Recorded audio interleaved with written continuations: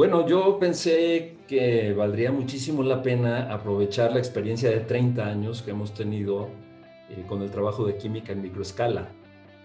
Este ha sido un trabajo muy bonito que hicimos con un equipo maravilloso, en donde fuimos a decenas de países y de estados de la República, invitados precisamente para diseminar estas ideas, estos conceptos del trabajo en pequeña escala, con varias miras. Una de ellas es reducir la cantidad de residuos generados en un experimento. Otra es reducir el tiempo empleado en los experimentos. Otra, reducir la peligrosidad para los alumnos y para los instructores. Otra es aumentar la posible variedad de experimentación. Otra es pues extraerle menos elementos y sustancias a la tierra para llevar a cabo experimentos. Entonces, por todos lados que lo hemos visto, la química en microescala nos ha funcionado muy bien. Pues después de llevarla a tantos lugares y después de difundir esto a todos niveles, nivel desde primarias hasta posgrado, pues decidimos darle una oportunidad a esto en el contexto de la pandemia y decir, bueno, ¿qué tal si los estudiantes lo pueden hacer en su casa? Y esa parte que es tan importante para ellos del aprendizaje mediante experiencias significativas de laboratorio, pues qué tal si lo continuamos en sus casas. Y en particular esta asignatura de procesos electroquímicos y corrosión la vengo dando, pues hará desde hace unos 20 años como optativa, por lo cual pues no se abre todos los semestres, pero cuando se abre soy muy feliz. Y así fue como nació la idea.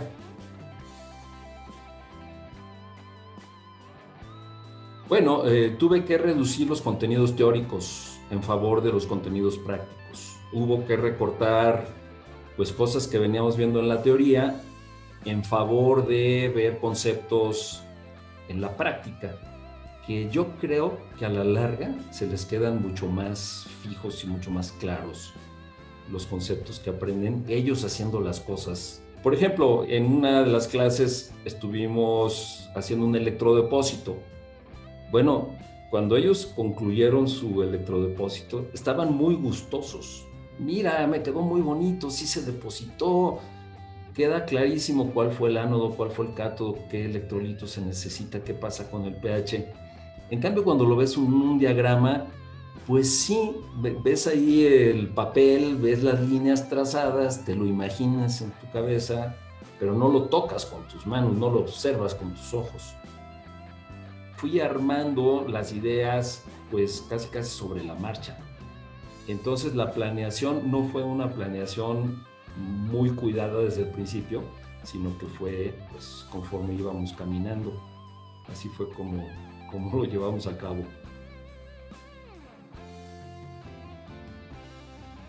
Bueno, pues aquí otra vez la experiencia de 30 años me ayudó muchísimo. Yo dije, a ver, ¿qué se necesita para un laboratorio fundamental? Pues se necesitan vasitos de precipitados, matracitos Erlenmeyer, y para un laboratorio de electroquímica y corrosión en específico, bueno, pues necesitamos un tubito en U, necesitamos electrodos, necesitamos pipetas de transferencia, necesitamos fuentes de poder, necesitamos un multímetro, necesitamos unas resistencias, unos diodos, o sea, fui pensando qué era lo general y qué era lo específico de este laboratorio. Y entonces, pues armé una lista, empecé a contactar a los proveedores, armé el kit y dije, bueno, pues ahora, ¿cómo se los hago llegar? Entonces me encontré con que las empresas que distribuyen este tipo de paquetería, es decir, las empresas de paquetería, pues no les gusta transportar reactivos químicos y menos cuando están en solución acuosa. Entonces dije, bueno, ¿cómo le voy a hacer? Bueno, se me ocurrió, contraté un chofer particular que fue y los entregó en cada domicilio sin ningún problema ya de algún veto al transporte de sustancias químicas ni nada. Como son cantidades sumamente pequeñas, de mililitros, pero son frasquitos muy pequeños y entonces pues, no había ningún problema para el chofer ni nada por el estilo. Y así lo hicimos, se los envié a su casa y resulta que 2 alumnos se habían ido de la ciudad durante la pandemia y entonces, bueno, pues ahí sí hubo que enviárselos por paquetería. Sin embargo, pues como yo aprendí de uno de los proveedores que su envío decía material de curación y varios de esos insumos estaban ahí en el kit, pues yo también le puse material de curación y se fue sin ningún problema. Fue una experiencia lindísima, ¿eh? En primer lugar, estaban todos muy entusiasmados. De los mensajes que recibí, la mayoría eran: oye, pensábamos que ya en lo que restaba de nuestras carreras ya no íbamos a poder hacer experimentos, porque ellos están entre quinto y octavo semestre. Entonces a algunos les quedaba como la sensación de que la pandemia iba a durar mucho y que ya no iban a poder tocar el laboratorio. Entonces estaban entusiasmados. Casi todos ellos me escribieron muy entusiasmados, muy agradecidos de que pudiéramos tener esta experiencia en sus casas.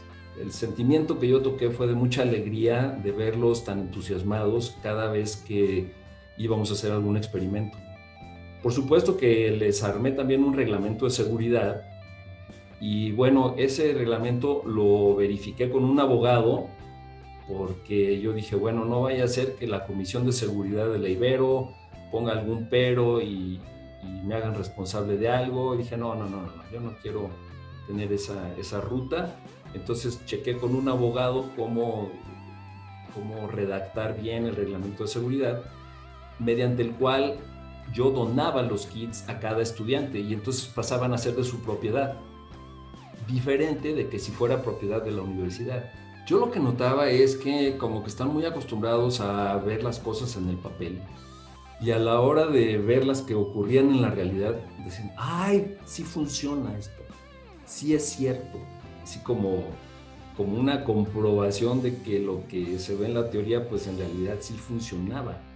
Y entonces quise también pasar del concepto nada más de verificar teorías. Dije, bueno, ¿qué tal si ahora vamos a la parte de creatividad?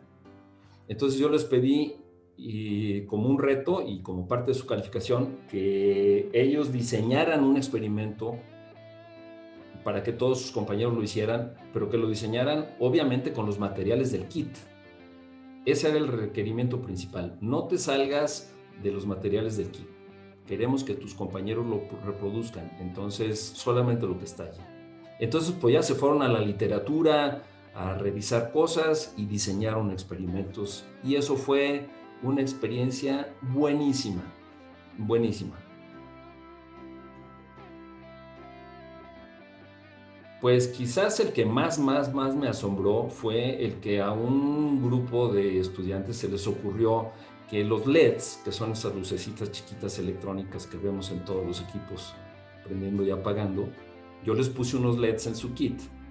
Y a mí nunca se me hubiera ocurrido que los LEDs, que son Light Emitting Diode, que además de emitir luz, ellos pudieran captar luz para generar un voltaje. Entonces a estos chicos se les ocurrió, ¿qué tal si ponemos los LEDs a la luz del sol y el voltaje que capten lo utilizamos para verificar uno de los conceptos que estamos viendo en el curso, que es la electrólisis del agua? Entonces así le hicieron. Estuvieron ahí con mucha paciencia, cazando al sol literalmente, para ver en qué momento y en qué punto tenían el máximo voltaje. Pusieron unos electrodos y una solución de algún electrolito para hacer la electrólisis del agua, que es uno de los experimentos fundamentales en electroquímica. Bueno, pues lo lograron de una manera impresionantemente bonita. Bueno, el caso es que las fotos que tomaron fueron tan impresionantes que se veían las burbujitas ahí del oxígeno y del hidrógeno saliendo a raíz de la electrólisis. Entonces vimos otro artículo bastante reciente de hace un par de años en donde a alguien se le había ocurrido mejorar esa electrólisis poniéndole imanes externamente por una propiedad que tiene el oxígeno que se llama paramagnetismo. Ellos agarraron los imanes de sus refrigeradores o de los que tuvieran a mano, se los pusieron y resulta que sí mejoraba todavía la producción del oxígeno y del hidrógeno. Entonces yo dije, oye, ya son demasiadas ideas muy buenas, hay que escribirlas y tratar alguna publicación. Ese experimento y otros dos los escribimos en forma de publicación, los escribimos en inglés, con el formato de revistas, lo cual también ha sido una experiencia genial con los estudiantes. Obviamente ellos nunca habían enviado un trabajo a una revista. El enviar junto con ellos un trabajo a una revista, el someterlo a la opinión del editor y el que el editor lo haya sometido a la opinión de árbitros y cómo contestarles a los árbitros, pues ha sido un aprendizaje para ellos extraordinario. Yo de hecho les dije, a partir de esto, yo ya no los considero mis alumnos, los considero mis colegas. Porque estamos juntos en un trabajo que estamos defendiendo hacia afuera, entonces ustedes son mis colegas. Hay otro que enviamos a otra revista de la Unión Internacional de Química Pura y Aplicada, que es la UPAC, la que da nombres a los elementos de la tabla periódica. Enviamos también el trabajo, ya nos contestaron también los 3 árbitros y el editor, y también estamos trabajando sobre los comentarios. Y hay otro que tuvimos una duda experimental que tenemos que verificar con un equipo analítico antes de enviarlo. Pero bueno, me parece extraordinario que de aproximadamente, ¿cuántos equipos tuvimos? El semestre pasado tuvimos como 6 equipos, que de esos 6, 3 estén en vías de ver la posibilidad de publicarlos.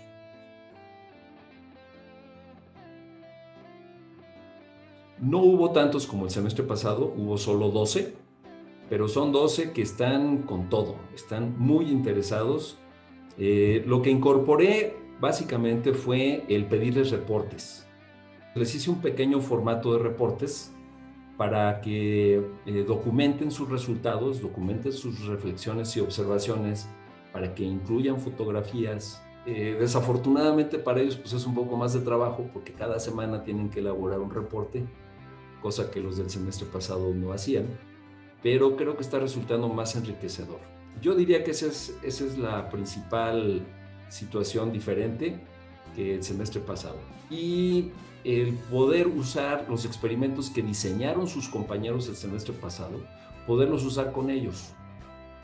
A la hora que ellos ven lo que fueron capaces de hacer sus compañeros del semestre pasado, ellos se motivan y tratan también de hacerlo. Entonces, pues yo veo un grupo muy motivado, basado en experiencias pues ya anteriores y que están aprendiendo, a mi juicio, están aprendiendo muchísimo.